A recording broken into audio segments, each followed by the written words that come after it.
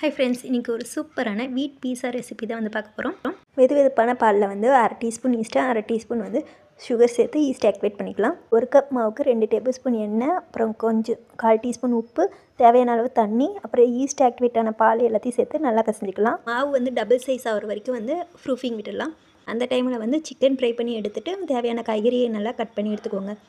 மாவு double size வந்தோடனே நல்லா பிசைங்க. ஒரு 5 மினிட்ஸ்னாச்சும் பிசைஞ்சிட்டு நான் வந்து 2 போர்ஷனாக எடுத்துக்கிறேன். ஒரு ஃபோக் வச்சு நல்லா எல்லா சைடும் ஓட்ட போட்டுக்கோங்க. அதை வந்து தோசைக்கல்லில் போட்டு ஒரு 2 மினிட்ஸ் வந்து 2 சைடும் லைட்டாக ஹீட் பண்ணியிருக்கேன். 2 சைடும் லைட்டாக ஹீட் ஆனோன்னு ஒரு சைடில் வந்து டொமேட்டோ சாஸ் தடவிட்டு ஆனியன், கேப்சிகம், தக்காளி, பொரிச்சு வச்ச சிக்கன், அப்புறம் மசாலா சீஸ் எல்லாத்தையும் போட்டுட்டு மேலே வந்து சில்லி ஃப்ளேக்ஸ், அப்புறம் வந்து ஆர்கானோ பவுடர் போட்டுக்கோங்க. குழந்தைங்களுக்கு செய்கிறீங்க அப்படின்னா சில்லி ஃப்ளேக்ஸ் எடுத்துடுங்க.